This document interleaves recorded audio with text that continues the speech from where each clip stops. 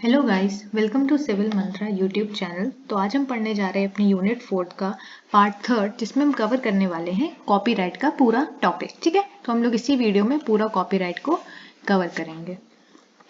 तो देखते हैं the meaning of it copyright and it's ownership. So copyright क्या होता है, जैसे मैंने पहले भी बताया था फर्स्ट वीडियो में इस यूनिट की कि कॉपीराइट क्या होता है। कॉपीराइट एक ऐसा लीगल राइट होता है जो कि ऑथर्स या फिर जो भी उस चीज़ का इन्वेंटर है, जो भी जिसने भी उस चीज़ को बनाया है या फिर ओरिजिनेट किया है, उसके पास ये राइट होता है कि वो अपने वर्क को प्रोटेक्ट कर सके और उसके पास बेसिकली ये हक होता है कि वो डिसाइड करे कि उसका जो वर्क है वो कोई दूसरा पर्सन यूज कर सकता है, कोई दूसरा पर्सन कॉपी कर सकता है कि नहीं। मतलब उसी के पास पूरा राइट होता है, जिसको हम लोग कॉपीराइट बोलते हैं।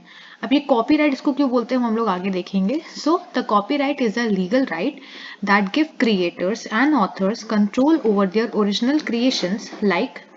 अब ये क्या हो सकती हैं, ये बुक्स हो सकती हैं, म्यूजिक हो सकता है, आर्ट हो सकती है या फिर मूवीज हो सकती हैं। ठीक है, so it means that they have the right to decide how their work is used, copied and shared by others. जैसे मैंने बताया भी था कि अगर आप एक ऑथर हो, है ना, एग्जाम्पल लो कि अगर आप एक ऑथर हो और अगर आपने कोई बुक लिखी है या फिर कोई पोएम लिखी है, तो उस केस में उस पोएम या उस बुक का कॉपीराइट आपके पास होगा और आप डिसाइड करोगे कि आपका जो पर्टिकुलर बुक है, उसमें जो चीज़ें हैं, उसमें जो चैप्टर्स हैं, उसमें जो पोएम्स हैं, वो कौन पर्सन यूज़ कर सकता है, कौन नहीं यूज़ कर सकता है, कोई पर्सन उसको कॉपी कर सकता है कि नहीं, दूसरे पर्सन उसको शेयर कर सकते हैं कि नहीं। ये पर्टिकुलर, ये पूरा राइट जो होता है डिसीजन लेने का, वो मेरे ओनर के पास होता है। ठीक है, so copyright protects their creative efforts. अब किसके क्रिएटिव एफर्ट्स, जो मेरे क्रिएटर हैं उनके जो भी एफर्ट्स उन्होंने लगाए हैं उस पर्टिकुलर पीस ऑफ वर्क को क्रिएट करने में, and allows them to earn money from their work by granting them exclusive right for a certain period of time. और यहाँ से वो अपना पैसा भी अर्न कर सकते हैं। ठीक है, as a general rule the initial owner of the copyright is the person who does the creative work. तो कॉपीराइट का जो इनिशियल ओनर होता है वो कौन होता है, वो मेरे, अगर हम देखें तो वो मेरा जिसने भी बनाया है वो होता है। लेकिन ये जनरल रूल है, अभी हम लोग आगे भी देखेंगे कि बहुत से ऐसे केस होते हैं, जैसे एम्प्लॉय और एम्प्लॉयर का केस है। तो उस केस में अगर एम्प्लॉय ने कोई ऐसी चीज़ क्रिएट करी है अपने ऑफिस के अंदर, सपोज करो कि आप एक एम्प्लॉय हो किसी कंपनी के और आपने एक ऐसा इन्वेंशन क्रिएट किया है, आपने कोई ऐसा वर्क क्रिएट किया है, या फिर आपने कोई ऐसा, अगर आप सॉफ्टवेयर इंजीनियर हो, ठीक है, एग्जांपल लो कि अगर आप सॉफ्टवेयर इंजीनियर हो और आपने एक ऐसा सॉफ्टवेयर बनाया है कंपनी के ऑफिस के अंदर ही, कंपनी के लैपटॉप्स को यूज करके, तो उस केस पे उसका जो कॉपीराइट होगा वो आपके पास नहीं होगा, वो कॉपीराइट उस एम्प्लॉयर के पास होगा। ठीक है, तो ये याद रखना कि जनरल रूल में कॉपीराइट होता है उस ओनर के पास, लेकिन कुछ केस में ये जो कॉपीराइट है ये किसी और पर्सन के पास भी हो सकता है। ठीक है, जैसे मैंने बताया भी कि अगर आपने कोई बुक लिखी है या फिर आपने कोई पिक्चर ली है, कोई फोटोग्राफ ली है, तो कॉपीराइट ओनर कौन हुए, आप हुए। ठीक है, और इस केस मैंने बताया भी कि एम्प्लॉयर भी जो है वो भी मेरे कॉपीराइट, वो भी ओनर बन सकते हैं। सो अब इसकी डेफिनेशन देखते हैं, एक अगर एग्जैक्ट डेफिनेशन एक दो नंबर में पूछ लें पेपर में तो। So copyright is one of the intellectual property rights, जो मैंने बता भी चुकी हूँ पहले वाले वीडियो में कि इंटेलेक्चुअल प्रॉपर्टी क्या होती है, इंटेलेक्चुअल प्रॉपर्टी राइट्स क्या होते हैं। इंटेलेक्चुअल प्रॉपर्टी लॉज के अंदर एक कॉपीराइट भी था, तो वही है ये copyright. So which is automatically provided to the author और the creator of original work which gives them the exclusive right to reproduce and distribute the copyrighted work। तो बेसिकली एक ऐसा एक्सक्लूसिव राइट होता है, जैसे पेटेंट का भी जो राइट है, पेटेंट में भी जो राइट्स होते थे वो पेटेंट ओनर के पास कुछ एक्सक्लूसिव राइट होते थे, उसी तरह से जो कॉपीराइट है वो भी उस ऑथर के पास या फिर उस क्रिएटर के पास एक ऐसा एक्सक्लूसिव राइट होता है जिससे वो डिसाइड कर सके कि कैसे उसके जो भी काम है, जो भी वर्क है, उसकी कॉपीज बन सके, कैसे वो वर्क को डिस्ट्रीब्यूट करेंगे, कौन लोग उसको यूज कर सकते हैं, ये सारी चीजें। ठीक है, अब कौन कौन से वर्क होते हैं, एक तो मैंने बता दिया ऑथर के केस में, या फिर आपने कोई फोटोग्राफ ली है वो। इसके अलावा कोई लिटरेरी वर्क, वही चीज अगर आपने कोई चीज लिखी है तो वो हो गया, या फिर आपने कोई ड्रामेटिक वर्क किया है तो वो भी कॉपीराइट होता है उस क्रिएटर के पास। म्यूजिकल वर्क्स, जैसे किसी ने कोई गाना बनाया, जैसे मैंने बताया भी था पहले वीडियो में कि कोई लिरिसिस्ट है, अगर उसने कोई लिरिक्स लिखी है, ठीक है, तो उसका कॉपीराइट सिर्फ उस लिरिसिस्ट के पास होगा, किसी और के पास नहीं होगा। अगर कोई पर्सन बाय चांस उस लिरिक्स को यूज करना चाहता है तो उसको अप्रूवल लेना पड़ेगा उस बेसिकली उस कॉपीराइट के ओनर से। ठीक है, उसके साथ साथ आर्टिस्टिक वर्क, जैसे किसी पेंटर का एग्जांपल ले लो कि पेंटर ने कोई पेंटिंग बनाई, तो वहां केस में भी कॉपीराइट का ओनर कौन हुआ? पेंटर हुए। उसके साथ साथ सिनेमैटोग्राफ वर्क्स और साउंड रिकॉर्डिंग, तो ये सारी चीजें मेरी कॉपीराइट वर्क्स के अंदर आती हैं, और इसके साथ साथ और भी बहुत सारी चीजें मेरी कॉपीराइट में आ जाती हैं। ठीक है, फिर लिखा है कि protects two types of right. तो कॉपीराइट जो होते हैं वो जो भी पर्सन है, जो भी क्रिएटर है, उसके दो तरह के राइट्स को प्रोटेक्ट करता है। अब ये राइट क्या है? ये राइट है मेरे इकोनॉमिक राइट, मतलब मनी रिलेटेड राइट, और दूसरे हैं मेरे मॉरल राइट्स। तो इकोनॉमिक राइट्स क्या है? which allow the owner to derive financial reward from the use of their work by others। तो बेसिकली यहाँ पर क्या है, जैसे मैंने बताया था कि जो अगर आपने कोई वर्क करा है, अगर आपने कोई क्रिएटिव वर्क बेसिकली इंट्रोड्यूस किया है, उसको इन्वेंट किया है, तो उस केस में जो ओनर है उसको इकोनॉमिक राइट्स बेसिकली मेरा कॉपीराइट प्रोटेक्ट करता है। सपोज करो कि आपने कोई सॉन्ग बनाया, ठीक है, आपने उसकी लिरिक्स लिखी हैं, तो वो सॉन्ग तो चल गया, लेकिन कोई दूसरा पर्सन जो है वो उस लिरिक्स को यूज करना चाहता है और उसका कॉपीराइट आपके पास है, तो उस केस में आप फाइनेंशियल रिवॉर्ड ले सकते हो, अपने इकोनॉमिक बेसिकली सिचुएशन को इम्प्रूव कर सकते हो, आप उनसे मनी ले सकते हो, और वहां पर आप अपना वर्क उनको बोल सकते हो कि आप मेरा वर्क यूज कर सकते हो, और इससे उनको भी फायदा होगा। उनको क्या फायदा होगा? उनको फायदा होगा कि उनका भी वहां से फायदा है और हमारा भी फायदा है फाइनेंशियल एस्पेक्ट में। तो पहला राइट कॉपीराइट क्या प्रोटेक्ट करता है? पहला आपका इकोनॉमिक राइट प्रोटेक्ट करता है। आपका जो वर्क है उसको पब्लिक नहीं करने देता है कि कोई भी उसको यूज करे, आपके पास वो राइट होता है कि आप दूसरों को वो दे सकते हो, तो दो, और किसके बेसिस पे दो? फाइनेंशियल रिवॉर्ड पे। ठीक है, दूसरा होता है मेरा मॉरल राइट्स, मेरे कॉपीराइट प्रोटेक्ट करते हैं। So which allow the owner of the original work to take certain actions to preserve and protect their work. तो मॉरल राइट्स क्या हो गए? ऐसे राइट जो पेटेंट के जो कॉपीराइट के ओनर को मिलते हैं कि वो अपना जो वर्क है उसको प्रोटेक्ट कर सके, उसको बचा सके, ताकि कोई दूसरा पर्सन उसको यूज ना कर सके। ठीक है, अब जैसे मैंने पेटेंट में बताया था कि हर साल आपको पेटेंट को रिन्यू करवाना पड़ता है एक एनुअल फीस पे करके, उसी तरह से टर्म ऑफ कॉपीराइट क्या होता है?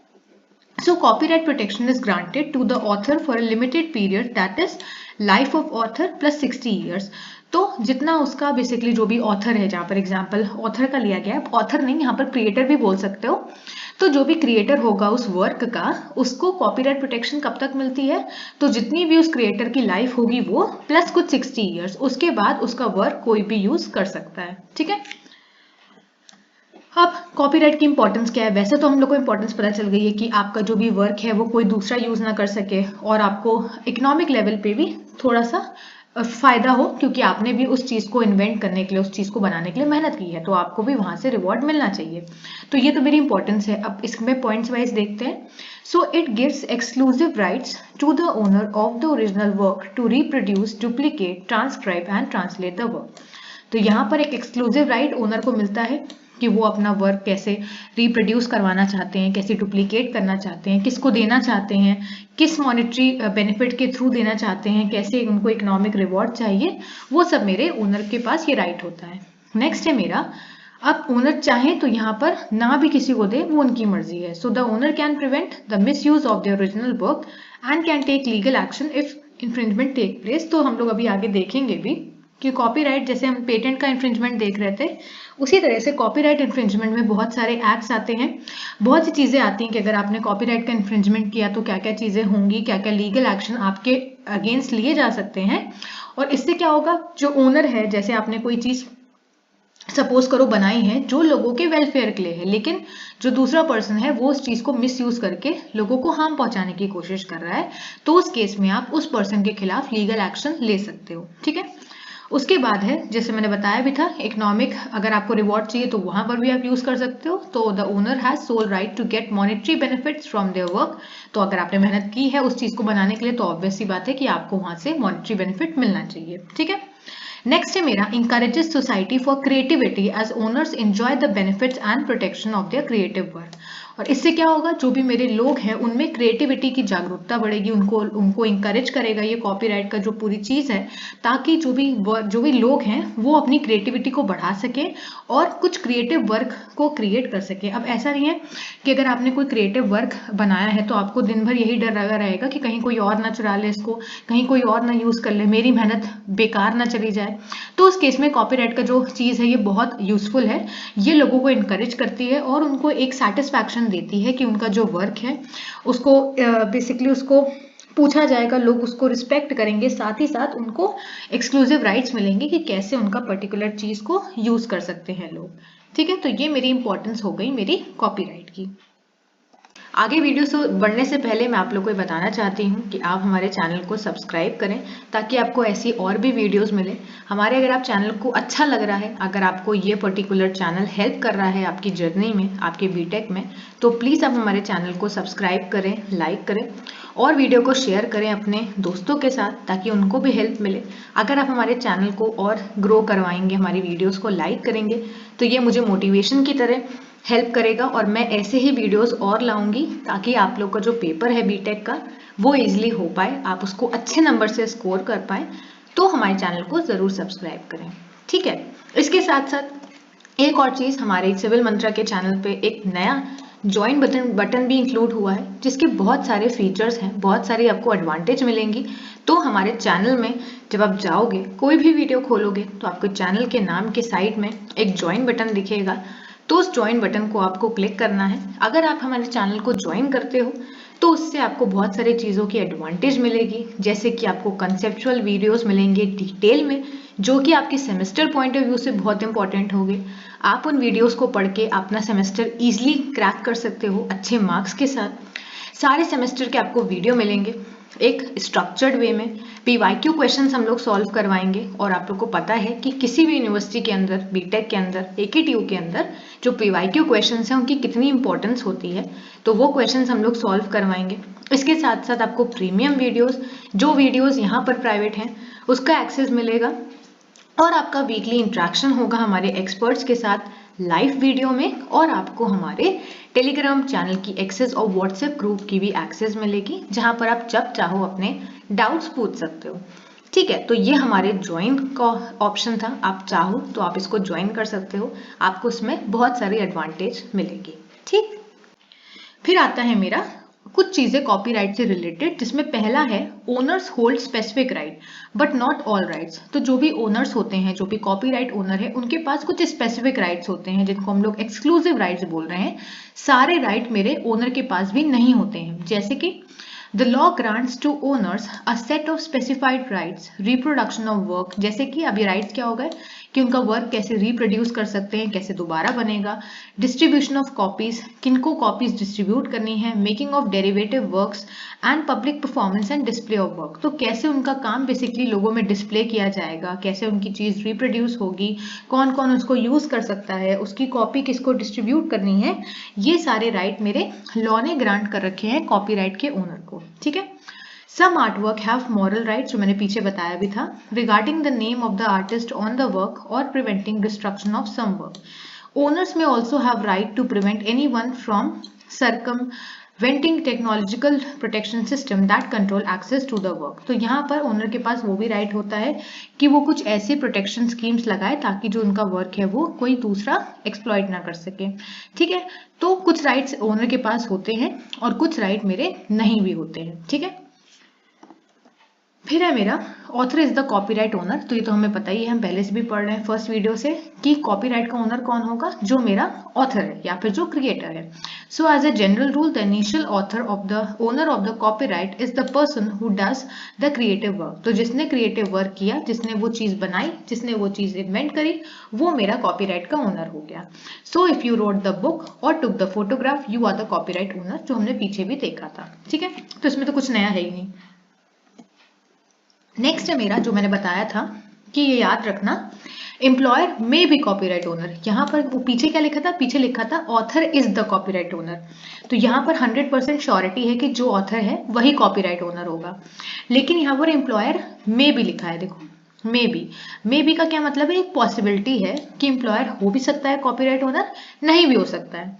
जो मैंने पहले भी एग्जांपल बताया था। तो if you created the work as an employee acting within the scope of your employment, the work may be a work made for hire. In that event, the copyright owner is the employer, not the employee is the employer. जैसे कि देखो यहाँ पर example भी दिया गया है कि if you are an employee and your job is to create software code, जैसे मैंने एग्जांपल बताया भी था, सॉफ्टवेयर इंजीनियर हैं आप, और अगर आपने कोई ऐसा कोड बनाया है, कोई ऐसा सॉफ्टवेयर बनाया है, तो उस केस में उस सॉफ्टवेयर का जो सोल राइट होगा, जो उसका कॉपीराइट ओनर होगा, वो मेरा एम्प्लॉयर होगा. तो मोस्ट प्रोबेबली जो होता है वो एम्प्लॉयर ही होता है. एम्प्लॉय को वो कॉपीराइट ओनरशिप नहीं मिलती है, ठीक है, क्योंकि आपने वो चीज कब बनाई है, वो चीज कब क्रिएट की है, अपने एम्प्लॉयमेंट के स्कोप में, उनके ऑफिस के अंदर की है. इसीलिए यहां पर ये जो कॉपीराइट ओनर होगा वो मेरा एम्प्लॉयर होता है, ना कि एम्प्लॉय. ठीक है.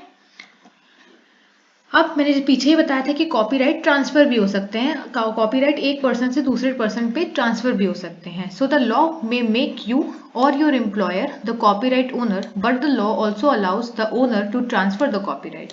With a written unsigned instrument, your employer can give you the copyright. तो अगर आपका एम्प्लॉयर अच्छा है, वो आपको ये चीज़ बेसिकली आपको ये राइट देना चाहता है कि आपका जो वर्क है वो आप ही तक रहे.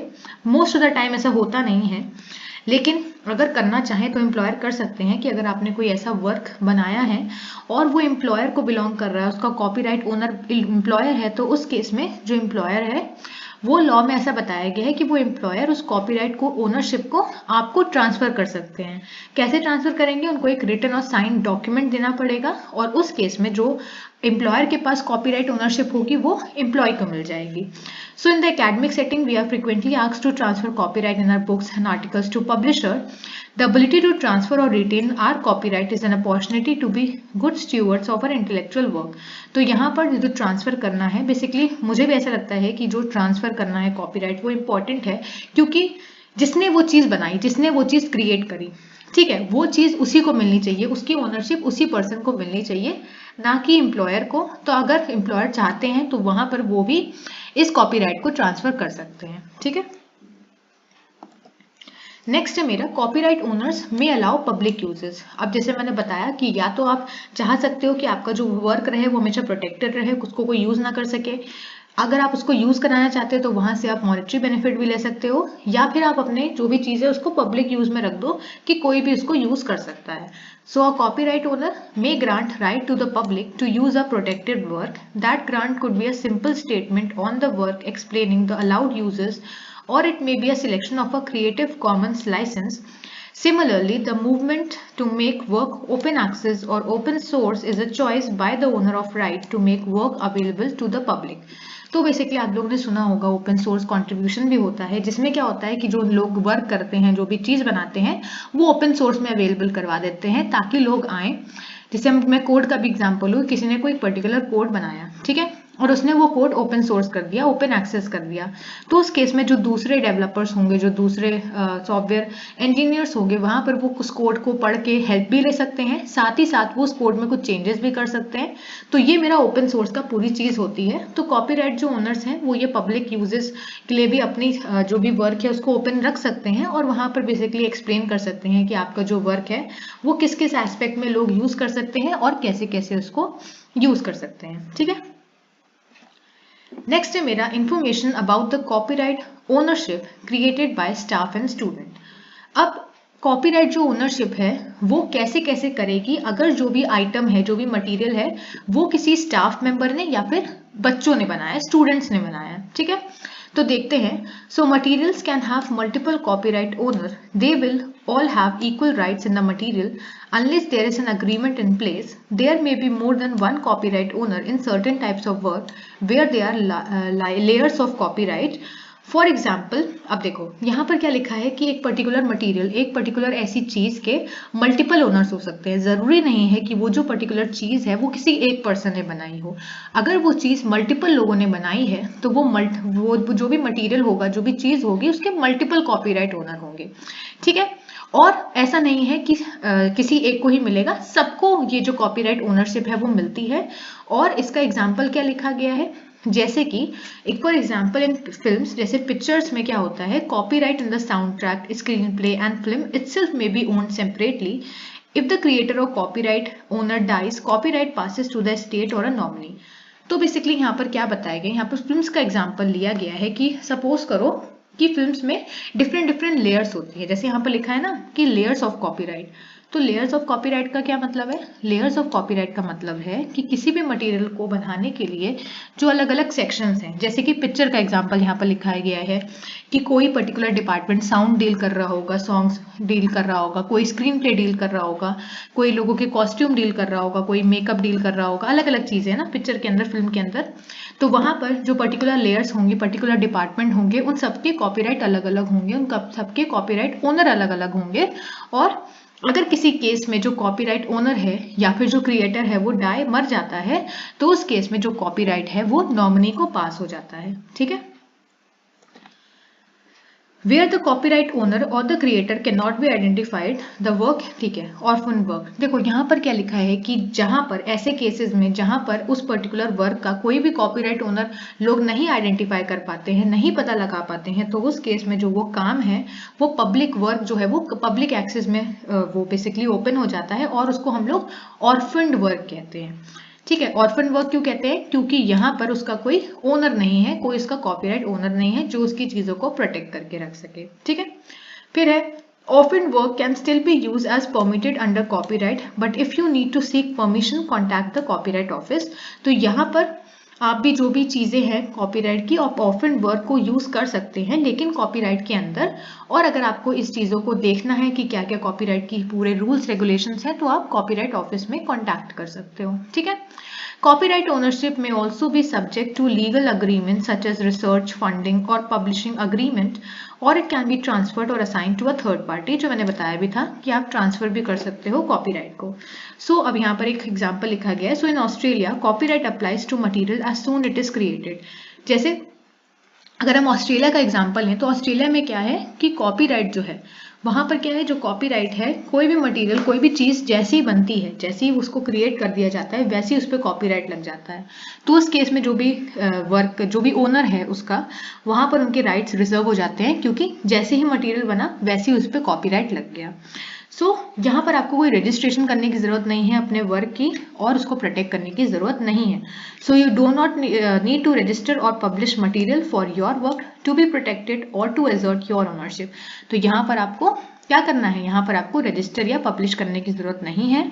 जैसे ही आपका आइटम या मटेरियल बन जाता है उस केस में आपका जो वो चीज है, जो मटेरियल है, वो कॉपीराइट उस पर अप्लाई हो जाता है। कोई भी थर्ड पार्टी उसको यूज नहीं कर सकती है आपके अप्रूवल के बिना, और सारे राइट जो कि कॉपीराइट ओनर को मिलते हैं वो आपको भी मिल जाते हैं।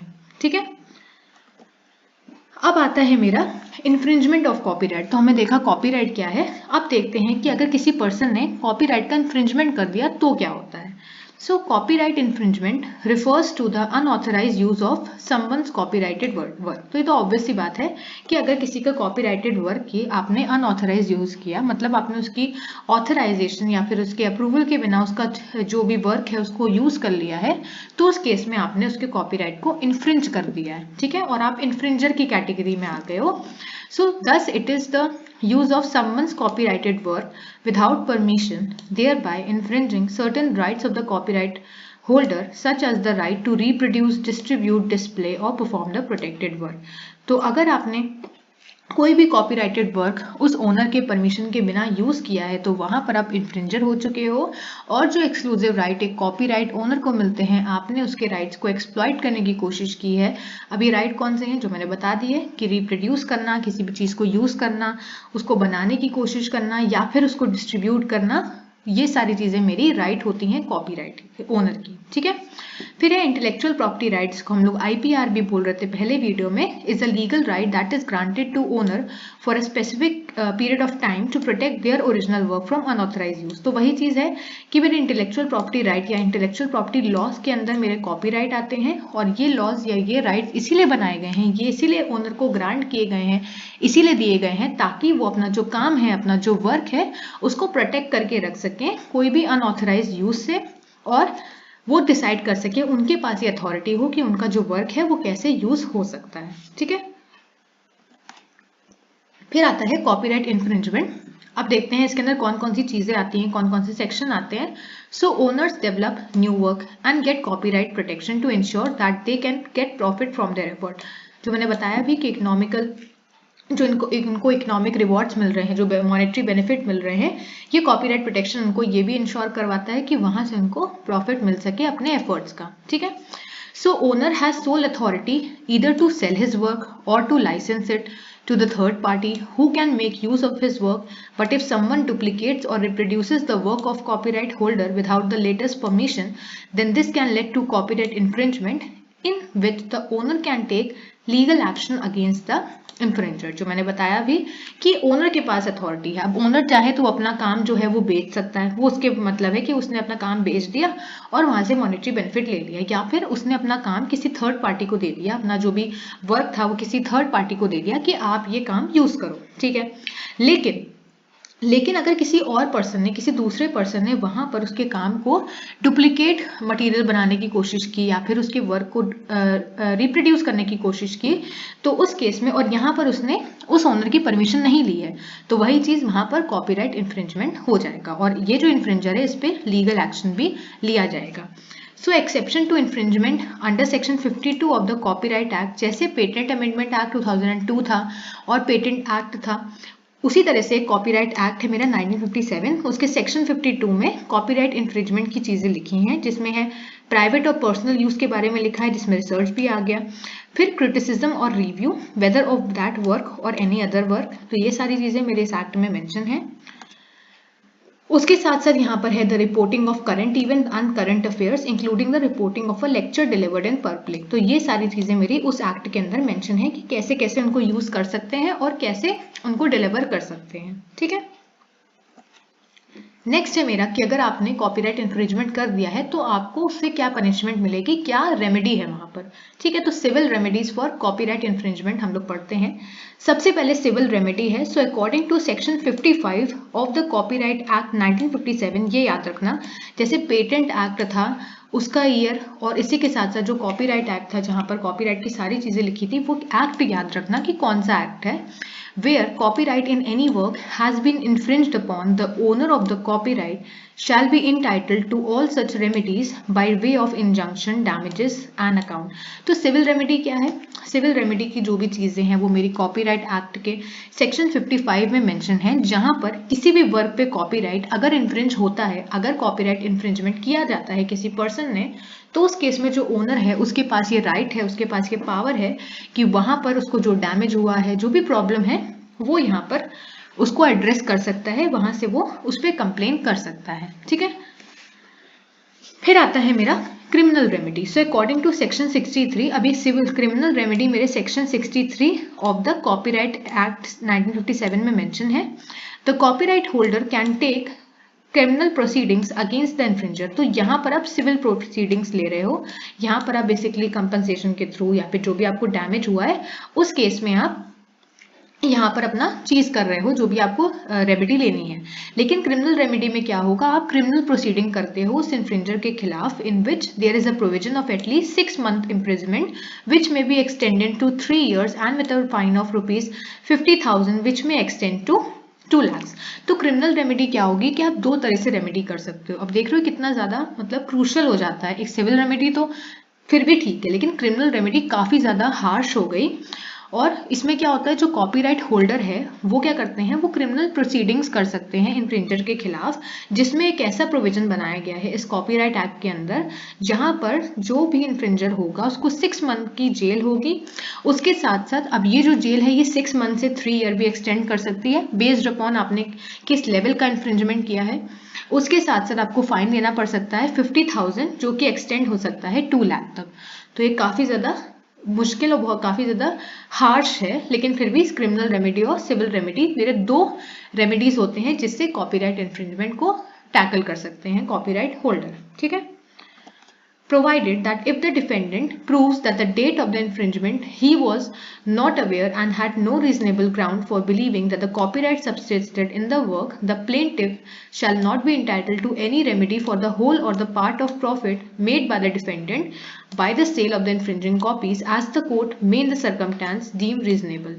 लेकिन अगर किसी भी केस में जो भी मेरा पर्सन था जो भी इन्फ्रिंजर था उसने प्रूफ कर दिया कि जिस भी डेट पे इन्फ्रिंजमेंट हुई है उसको उस बारे में, उस पर्टिकुलर कॉपीराइट के बारे में नहीं पता था, वो अवेयर नहीं था, तो उस केस में वो किसी भी सिविल रेमेडी के लिए एंटाइटल्ड नहीं होता है। वहां पर उसको कोई भी पैसा नहीं देना पड़ेगा, साथ ही साथ उसको किसी भी तरह का इन्फ्रिंजमेंट भी नहीं होगा, और उसके साथ साथ उसने जितना भी प्रॉफिट उस टाइम पीरियड में बनाया होगा वो भी उसको कोर्ट को देने की कोई जरूरत नहीं है, लेकिन वहां पर उसको विद प्रूफ अपने को प्रूफ करना पड़ेगा। ठीक है, फिर है power of the police to seize infringing copies. तो एक ऐसी कॉपी जो इन्फ्रिंजर ने क्रिएट करी है उसको खत्म करना, उसको सीज करने की पावर पुलिस के पास होती है। So any police officer not below the rank of a sub inspector may, if he satisfied that an offense under section 63 in respect of the infringement of copyright in any work has been committed, can seize copies without a warrant to produce before magistrate। तो यहाँ पर यही बताया गया है कि कोई ऐसी कॉपी, इन्फ्रिंजिंग कॉपी जो कि इन्फ्रिंजर ने क्रिएट करी है, पुलिस के पास वो पावर है कि वो उन कॉपीज को खत्म करे, उनको सीज करे। और ये कौन कर सकता है? कोई भी पुलिस ऑफिसर जो कि सब इंस्पेक्टर की रैंक से कम है, वो यहाँ पर इस चीज को खत्म कर सकता है अगर वो सेटिस्फाई हो जाए कि जो भी ऑफेंस है, जो भी कॉपीज, इन्फ्रिंजिंग कॉपीज क्रिएट की गई हैं, वो इन्फ्रिंजमेंट क्रिएट कर रही हैं उस कॉपीराइट का। और ये कहाँ होगा? ये सेक्शन 63 में मेंशन है, जहां पर क्या होगा कि वो उस केस में जो भी कॉपीज हैं, इन्फ्रिंजिंग कॉपीज, वो उनको खत्म कर सकता है किसी भी वारंट के बिना। तो ये बहुत इंपॉर्टेंट पावर है पुलिस के पास भी कि वो उन इन्फ्रिंजिंग कॉपीज को खत्म करने की पावर रखते हैं किसी भी वारंट के बिना। ठीक है, अब पूरा एक कंक्लूजन देख लेते हैं। कंक्लूजन क्या है कॉपीराइट का? So the purpose of copyright is to protect the rights of the owner of a original work and provide economics benefit to them for their creativity and diligence. तो यहाँ पर मैंने कंक्लूजन इसलिए लिखा है क्योंकि कभी कभी हम लोग पेटेंट और कॉपीराइट में कंफ्यूज हो जाते हैं, क्योंकि पेपर में काफी सारी चीजें होती हैं। तो ये याद रखना कि कॉपीराइट का पर्पस होता है जो भी ओनर्स हैं उनके राइट्स को प्रिजर्व करके रखना, उसको प्रोटेक्ट करके रखना, साथ ही साथ जो ओनर्स हैं उनको उनके एफर्ट का इकोनॉमिक बेनिफिट दिलवाना। ठीक है, although the registration of work is not necessary, but it is highly recommended to register as soon as one's idea is transforming into writing, as it will be strong proof to be presented before the court in case of infringement। लेकिन अब ये जो registration है copyright का, patent की तरह ये जरूरी नहीं है, लेकिन फिर भी आपको ये जो रजिस्ट्रेशन है ये कर लेना चाहिए, कि हमेशा रेकमेंड होता है कि आप रजिस्ट्रेशन कर लो, ताकि आपका जो भी आइडिया है वो जब आपकी असलियत में बेसिकली चेंज हो, ट्रांसफॉर्म हो, तो आपके पास एक क्या होना चाहिए कि जब आपका आइडिया, आपके सपोज करो आपके दिमाग में कोई आइडिया आ रहा है, ठीक है, आपने उसको हकीकत में चेंज कर दिया, उससे पहले आपको रजिस्ट्रेशन कर लेना है, ताकि अगर इन नियर फ्यूचर आपका ये जो पर्टिकुलर चीज है, ये जो वर्क है, ये इन्फ्रिंज हो जाता है कॉपीराइट इन्फ्रिंजमेंट के अंडर, तो उस केस में कोर्ट के सामने आपके पास एक स्ट्रॉन्ग प्रूफ होना चाहिए। ठीक है, Therefore, it is strongly advised to avoid plagiarism। तो यहीं पर यह बोला भी जाता है कि ज्यादातर केस में एडवाइस किया जाता है कि आप कॉपी पेस्ट या प्लेगरिज्म अवॉइड करो अपने काम में। ठीक है, और कोशिश करो कि क्रिएटिव वर्क बनाओ। तो इसके साथ मेरा कॉपीराइट का पूरा टॉपिक खत्म होता है। आई होप आप लोग को कॉपीराइट समझ में आया होगा। कॉपीराइट से इतने ही क्वेश्चंस पेपर में बनते हैं कि कॉपीराइट क्या है, कॉपीराइट इन्फ्रिंजमेंट क्या होता है, और क्या क्या चीजें उसके अंदर आती हैं। तो मुझे लगता है आप लोग को समझ में आया होगा। All the very best.